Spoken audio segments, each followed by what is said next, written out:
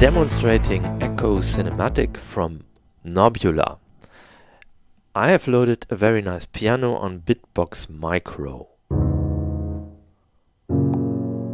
Sounds a little bit like the LA piano from Keyscape. So it's connected to Morphagene and to Echo Cinematic, but Morphagene is on bypass now. Echo Cinematic just sends this dry at the moment, and in the dry mode you can also use the EQ if you want. So set the EQ to all, then it's also affecting the dry signal. And now I just turn it up, turn up resonance, turn up gain.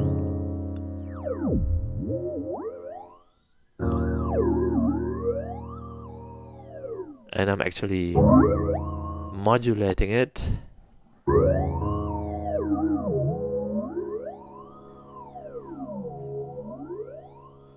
So that's one option, but of course the main purpose of this module is that it's delay and reverb, and it also has an echo and allows the use of an echo in the way that dub music would do it, meaning that if you return the effect, you EQ it, and then the EQ'd effect gets back in the feedback circle, so it's further developed. And I'm demonstrating this now. Put the EQ in the feedback mode, then turn up dry effect.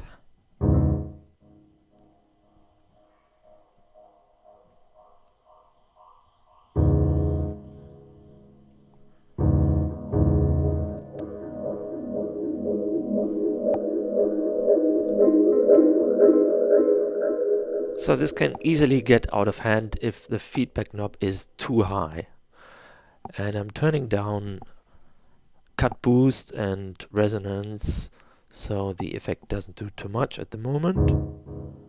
And then I'm demonstrating what dry effect and the reverb are doing. So if I turn up dry effect, that means the volume of my dry signal doesn't get lower, but I'm adding send to the delay effect. Turn up the feedback again. And you can hear that if the EQ does nothing, the echoes still get EQ'd a little bit.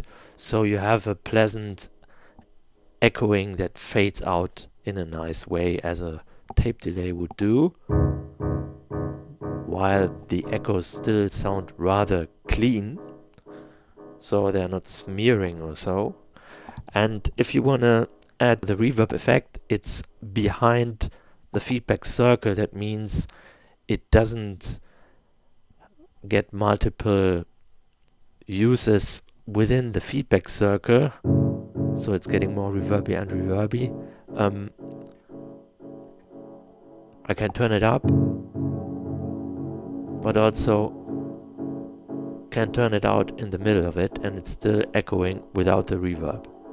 So you can hear the reverb is not in the effect circle. But the main special thing about this module is that you have a knob recorder. That means, turn it down, turn the feedback down. If you put it on record, this light goes on.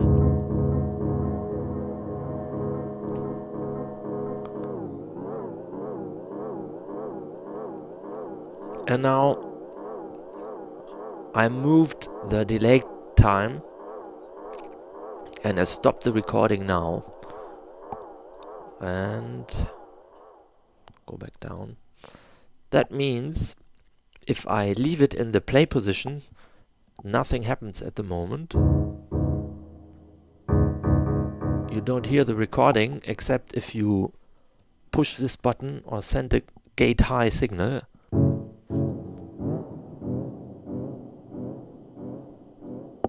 Or you just put it into a loop mode. So I think I record something different again. Put it in record mode, turn down reverb,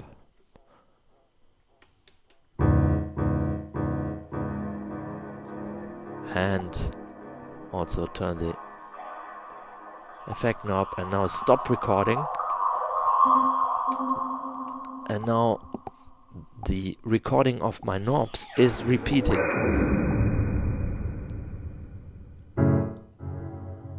So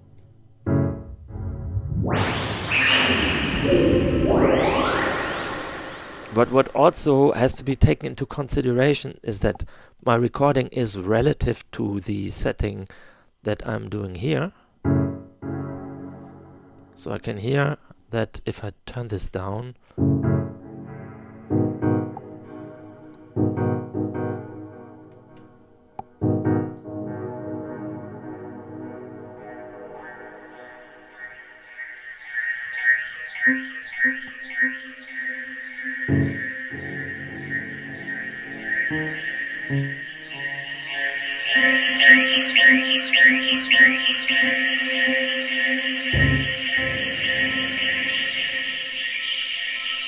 wild things can happen and you can't really always predict what's happening. I'm trying to make it a bit more clear.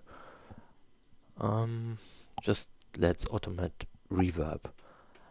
Or have a feedback in the middle position. No, it was recording. I stop it again and start again.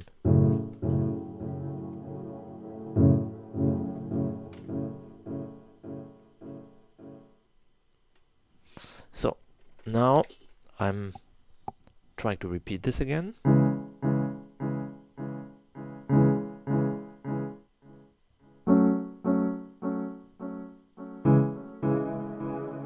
You can hear suddenly the reverb is showing up. And of course, this gets more interesting if you start synchronizing this with a clock.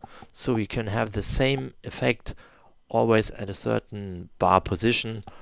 And the manual also advises that you can do rise effects with this very well. So you peak the EQ and record this and then keep triggering it within a certain interval and have a proper length for the EQ sweep. So there's another option to have additional modulation. It's not only the knob recorder, you can also use an LFO, but this LFO is more subtle if you use it. So for example, I put it on the delay. Sometimes my cables have a little lack of stability, so it's not the module if sometimes a channel drops out. So here you can hear even with a rather fully turned up modulation intensity, the modulation is more subtle, like you would expect from a tape delay, with a little bit variety of speed. And you have different LFO waveforms you can choose. So if you turn LFO depth to the left, it's a sine waveform, and if you turn LFO depth to the right, it's more like a random complex waveform that is modulating the speed now. Can have this more subtle also. And then there's more extras like ping pong or equally panned stereo effects. The whole module is stereo ins and stereo outs. You can tap in the tempo with this button. You can lock the left channel and then make changes for the right channel with this switch. You can lock the repeats to a clock or a tapped rhythm, or choose free change of delay time. This is what's happening now. And you have reverb mix and reverb size. Reverb can be really big or more dull and short. And I forgot, the LFO modulation can also be applied to the EQ only. And you have peak, shelf and comp as characteristics for the EQ. You can put the EQ in the feedback path or just in the delay position, and it's important to understand the difference, because if it's in the feedback path, everything I do will have an exponential effect.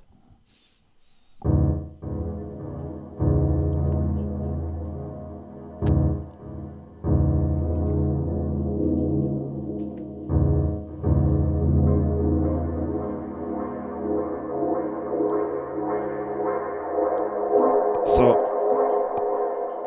keep in mind that the cut boost doesn't do anything if it's at 12 o'clock. It's cutting left from it and boosting right from it. And a highly turned up resonance doesn't do much if the cut boost is at 12 o'clock.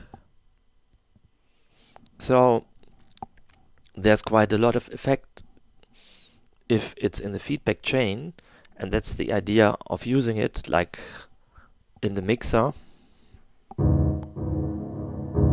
And of course it's also interesting to record this.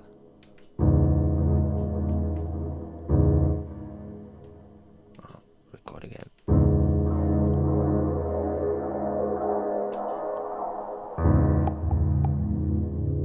And now you can hear it's relative.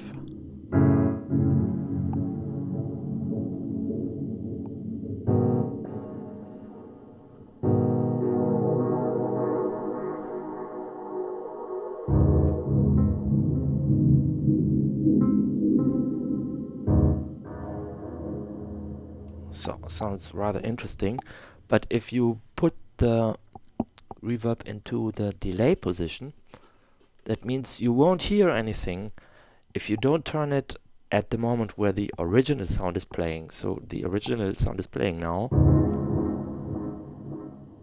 and my knob recording is still on. I turn it off.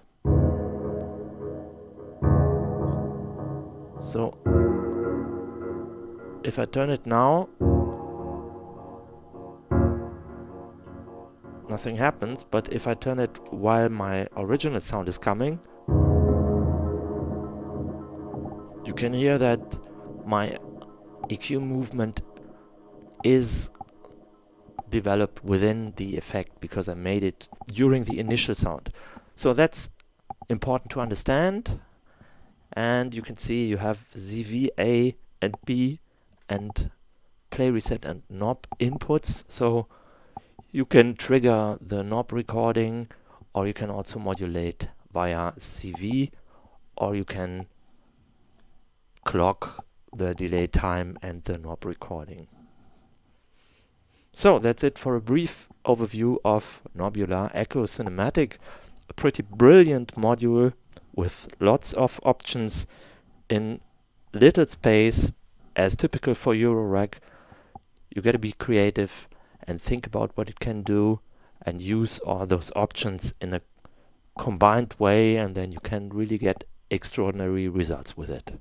One thing I forgot to mention is that if you turn up dry effect fully, then you can use Echo Cinematic as a pure send effect. You mix together dry and effect externally in a classical way then, and Echo Cinematic is just delivering the pure effect signal.